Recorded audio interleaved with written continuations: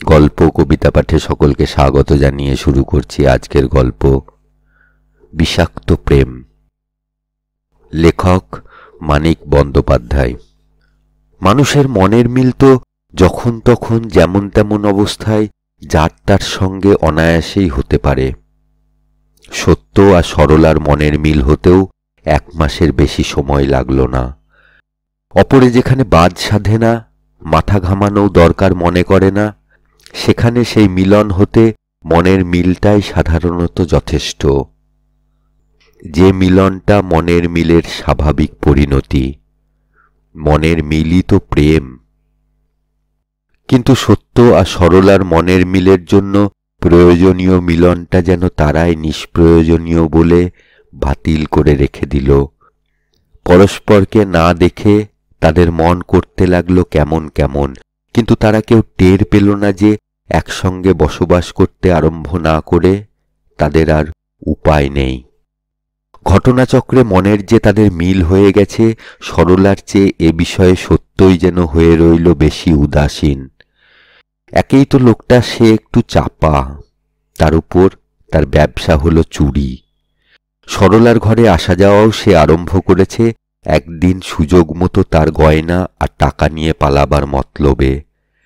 জীবনে কোনো কিছুর অভিব্যক্তি না হওয়াটাই সত্যর পরম কাম্য। যা কিছু হবার গোপনেই হোক, জীবিকা অর্জন থেকে জীবনযাপন পর্যন্ত। নিজের মনটা চুরি গিয়েছে জেনে নিজেকে ধন্য মনে করবার মানুষ সত্য নয়। অবশ্য সরলার ঘরে প্রথম রাত্রে সে এসেছিল প্রচলিত মঞ্চোরার বেশে। মঞ্চোরার বেশটা কিছুদিন আগে সংগ্রহ করেছিল এক ব্যবসায়ীর বাড়ি থেকে। বাড়িতে পর্যন্ত চোরের ভয়ে ব্যবসায়ীরা কেন অতিরিক্ত সতর্ক হয়ে থাকে তারাই জানে। ব্যবসায়ীটির নিজের ঘরে সত্য সুবিধা করতে পারেনি। তার বিগড়ে যাওয়া ছেলেটার ঘর থেকে কেবল সংগ্রহ করে এনেছিল রাত্রিচর বাবু সাজবার সরঞ্জাম, ধুতি পাঞ্জাবি, সোনার ঘড়ি, সোনার বোতাম ইত্যাদি। একজোড়া নতুন জুতো কিন্তু তাকে কিনতে হয়েছিল। তবে জুতো কেনার পয়সাটা জুটেছিল ব্যবসায়ীর বিগড়ে যাওয়া ছেলেটারই মানিব্যাগে। কিন্তু যতই হোক, এমনিভাবে পরের মানিব্যাগ থেকে পয়সা রোজগার করাটা যখন সত্যর জীবিকা অর্জনের উপায়, হাতে আসা পয়সা খরচ করে দামি জুতো কিনতে হওয়ায় মনটা তার একটু খারাপ হয়ে গিয়েছিল বই কি। মোটামুটি বলা যায় জামা কাপড়ের সঙ্গে মানানসই জুতো কেনার শখটাকে কাজে লাগাবার প্রয়োজনেই সে সরলার ঘাড় ভাঙবার মতলব ঠিক করেছিল। পায়ের জুতোর মৃদু মশমশানি আওয়াজ কানে এলে মনের মধ্যে কেবলই মৃদু আফসোস আর অস্বস্তি জাগতে থাকবে।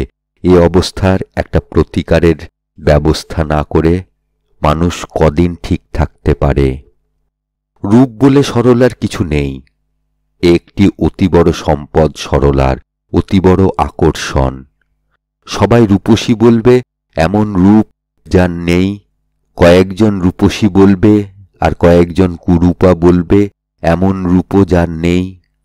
রূপ সম্বন্ধে কোনো একটা মতামত ঠিক করে ফেলবার অপরিত্যাজ্য দায়িত্ব যে নারীকে দেখে কোনো পুরুষের পালন করবার প্রয়োজন হয় না, ভীরু পুরুষেরা তাকে ভারী পছন্দ করে। মেয়ে মানুষ কেনা যেসব পুরুষের স্বভাব তারা বড় ভীরু। সরলার গায়ে গয়না আর ঘরে আসবাব আছে, তাই অনেক। তবে গায়ের গয়না অধিকাংশই গিল্টি করা, ঘরের আসবাব অধিকাংশই নিলামে কেনা, সেকেন্ড হ্যান্ড জিনিস। আসল সোনার গয়নাগুলি সরলা রেখেছে লুকিয়ে। গায়ে রাখার চেয়ে লুকিয়ে রাখলে গয়না যে নিরাপদ থাকে এ খবর জানা থাকায় গায়ের গিল্টি করা গয়নার জন্য তার কোনো আফসোস নেই। আসবাবগুলি তার আদায় করা উপহার। আদায় করা উপহার যে সাধারণত সেকেন্ড হ্যান্ড জিনিস হয় এ খবরটাও জানা থাকায় সেকেন্ড হ্যান্ড আসবাবের জন্যও তার কোনো আফসোস নেই। তাছাড়া 3 পুরুষের একটা ভাঙা খাট আর উইয়ে ধরা আলমারিতে সাজানো স্বামীর ঘরখানার তুলনায় সাহেব বাড়ির নিলামে কেনা আসবাবে সাজানো ঘরের শোভাই কি কম মনোহর? খাটখানা সরলার নতুন, এই ঘরে মদ খেতে খেতে 7 বছর আগে যে লোকটা হার্ট ফেল করে মরে গিয়েছিল, তার স্নেহের দান। সরলার স্বাধীন জীবনে সেই প্রথম স্নেহ, সেই প্রথম আসবাব। তা হোক, 7 বছরে অনেক স্মৃতি উপে যায়, কিন্তু দামি খাট পুরানো হয় না। এই যে সত্য আর এই যে সরলা, কিছুদিন অযাচিতভাবে তারা পরস্পরকে বুঝিয়ে দেবার চেষ্টা করতে লাগল যে একজনের জন্য অপরের মনে ঘৃণা নেই, বিদ্বেষ নেই, বিতৃষ্ণা নেই। বড় ভালো তারা, বড় সরল আনন্দের নামে হইচই করতে তাদের পটুত্ব অসাধারণ। দুজনের মধ্যে মিল যা হয়েছে তার তুলনা নেই। তারপর দুজনের হলো মনের মিল। কিন্তু কথাটা যতদিন মিথ্যা ছিল ততদিন বিশ্বাস করানো গিয়েছিল সহজেই। এখন কে এ কথায় বিশ্বাস করবে? বিশ্বাস করিয়ে লাভও নেই, বিশ্বাস করবার উপায়ও নেই। সোজাসুজি মুখে বলে, আকারে ইঙ্গিতে প্রকাশ করে, বড় বড় প্রতিজ্ঞা করে দেবদেবীর নামে দিব্যি কেটে জানালেও ফল হবে সেই একই। সত্যর লুকানো গয়না আবিষ্কারের ফন্দি ফিকির ফাঁদের মতো সরলাকে যেমন ফাঁপড়ে ফেলে রেখেছে, তেমনি ফাঁপড়েই ফেলে রাখবে। সরলার টাকা আর উপহার আদায়ের চেষ্টা সত্যকে যেমন বিপদগ্রস্ত করে রেখেছে, তেমনি বিপদগ্রস্তই করে রাখবে।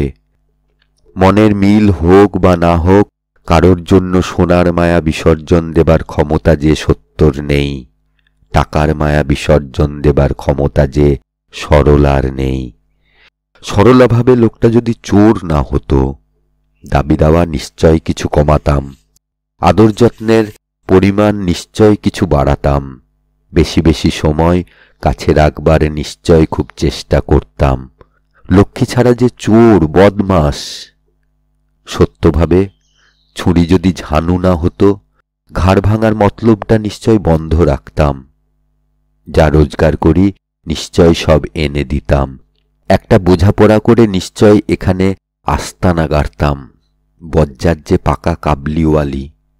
এইসব ভাবে আর দুজনেরই গা জ্বালা করে। গা জ্বালা করে আর দুজনেই মনে মনে আফসোস করে যে আচ্ছা লোকের পাল্লায় পড়েছি বাবা। ভাবনায় চিন্তায় দেহ গেল। আফসোস করে আর সত্য ভাবে যত শিগগির সম্ভব কাজটা হাসিল করে পালাবে। আফসোস করে আর সরলা ভাবে আদায়ে একটু ভাটা পড়লেই লোকটাকে তাড়াবে। একদিন বিকাল বিকাল হাজির হয়ে সত্য বলে, কতগুলো টাকা পেয়েছি সরলি, আজ একটু ফুর্তি করা যাক। সরলা খুশি হয়ে বলে, কত টাকা পেয়েছিস, কোথায় পেলি? এক চোখ বুজে সত্য মুখের যে ভঙ্গি করে তার তুলনা নেই। পেলাম। জগতে পাওয়াটাই সত্য। কি উপায়ে কোথায় কি পাওয়া গেল তার বিচার করতে বসে কেবল তার্কিক। সরলা তাই খুশিতে গদগদ হয়ে বলে, জেলে যাবি বাপু তুই একদিন। বিপদ মাথায় করে উপার্জন করে এনে পুরুষ যখন হাতে তুলে দেয়, তখনকার মতো দুর্বল মুহূর্ত মেয়ে মানুষের জীবনে আর কখনো আসে? সরলা গদগদ হয়েছে টের পেয়ে সত্যও গদগদ হয়ে বলে, যাই তো যাব জেলে, তোর জন্য যাব তো, বয়ে গেল। সরলা আরও গদগদ হয়ে বলে, ইস, শুনে মনটা সত্যর যেন গলে যাবে মনে হয়। বিবেককে জ্ঞান হয়ে অবধি প্রশ্রয় দেয়নি, তবু কি যেন কামড়ায়। কামড়ায় অবশ্য সেই সাপের মতো, যে সাপ কোনো অঙ্গে ছোবল দিলেই সেই অঙ্গটা হয়ে যায় অবশ। তাই মুখখানা বিমর্ষ করে সত্য বলে, এক কাজ করি আজ, একটা বড় বোতল এনে বায়োস্কোপ দেখতে যাই চল। ফিরে এসে ফুর্তি জমানো যাবে। ভালো করে সাজিস কিন্তু, সবাই যেন হাঁ করে চেয়ে থাকে তোর দিকে। আসমানি রঙের শাড়িটা পরব। এই জটিল সমস্যার সমাধান করতে সত্যকে একটু ভাবতে হয়। বেগুনিটা পরলে হতো না? আচ্ছা পর, আসমানিটাই পর।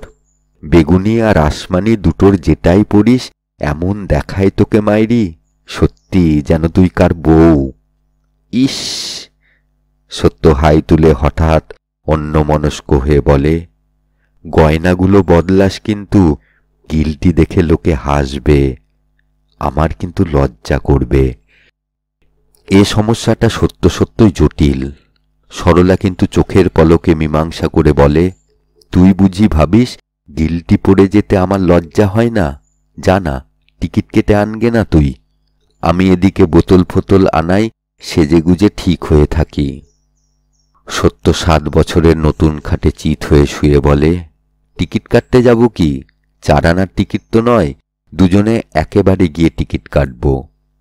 কিন্তু এ ফিকিরও তার সার্থক হয় না।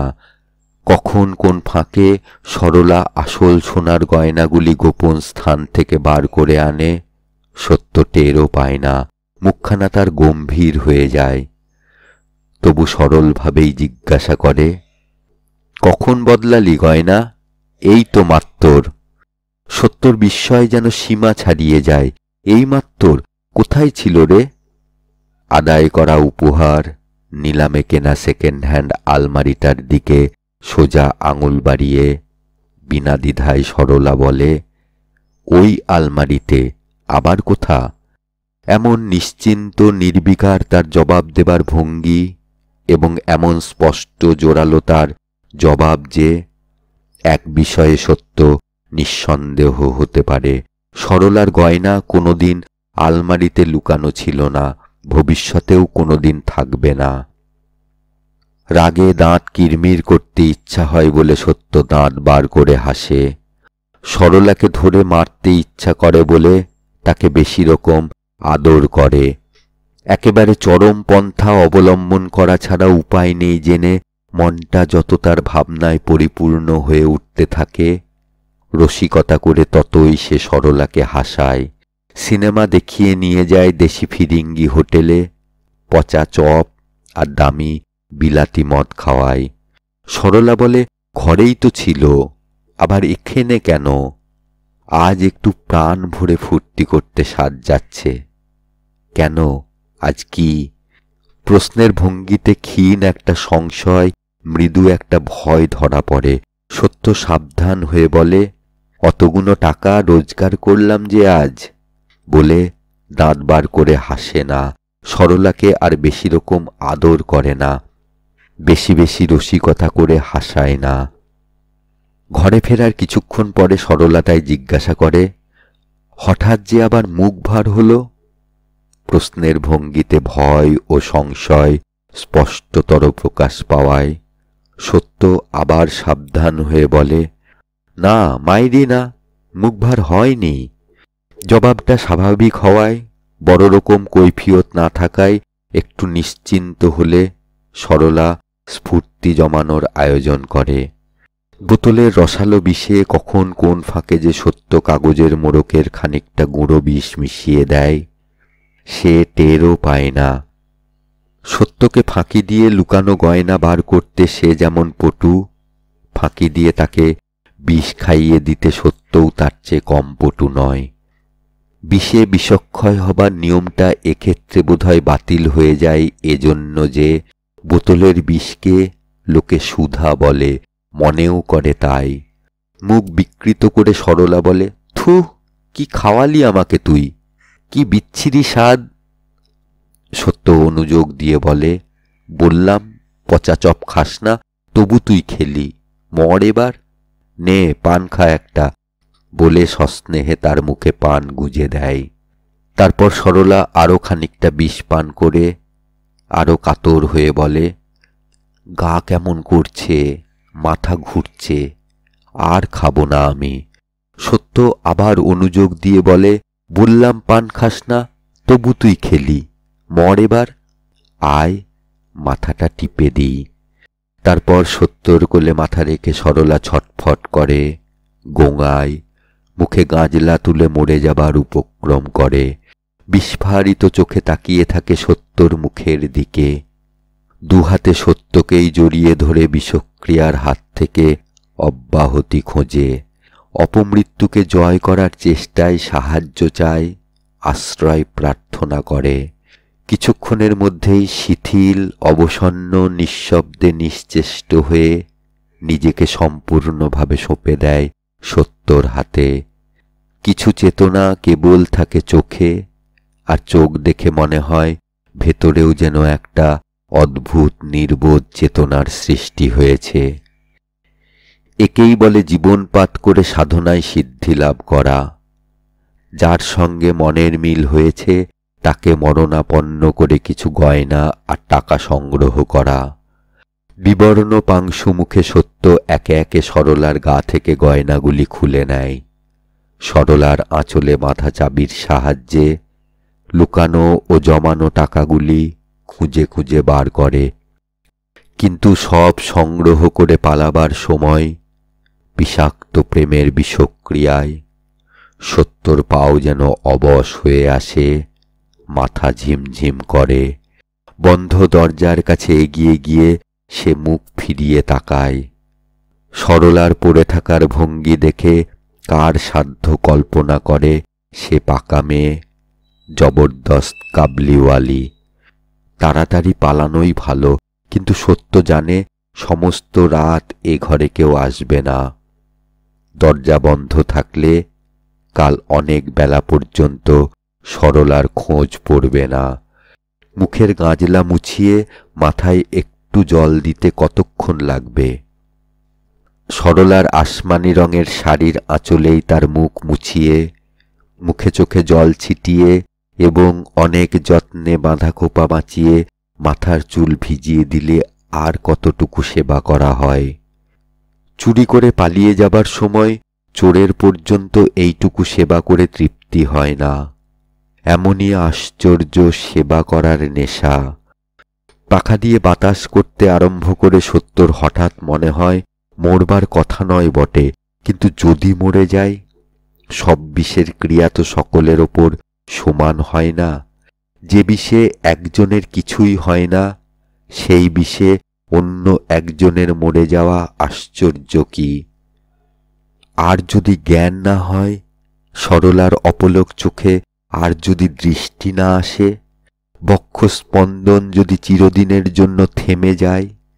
অনেকেই জানে সে সরলার সঙ্গে ছিল, খোঁজ তার পূর্বেই।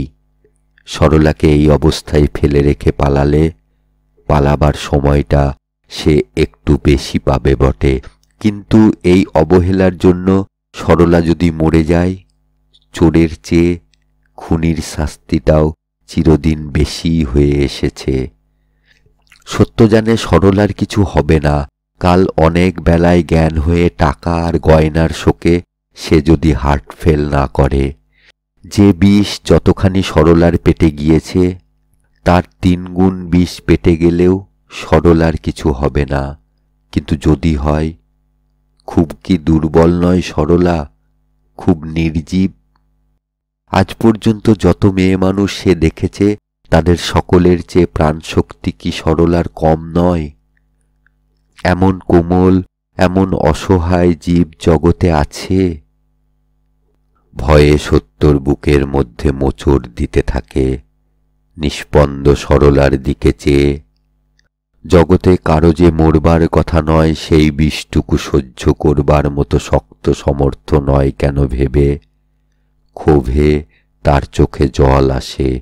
এত বেশি রাগ হয় যে সরলার শিথিল অবসন্ন দেহটা বুকে তুলে তাকে পিষেই মেরে ফেলতে ইচ্ছা হয়।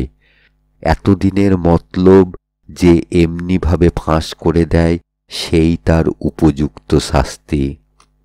রাগটা খুব বেশি হয় বলে বুকে পিষে মেরে ফেলবার কথাটাই সত্যর মনে আসে। গলা টিপে মেরে ফেলবার সহজ উপায়ের কথাটা খেয়াল হয় না।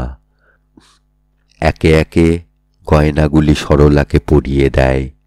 তার টাকাগুলি যথাস্থানে লুকিয়ে রেখে আঁচলে চাবিটা বেঁধে দিয়ে সে সরলার আরো জোরালো সেবা আরম্ভ করে দেয়।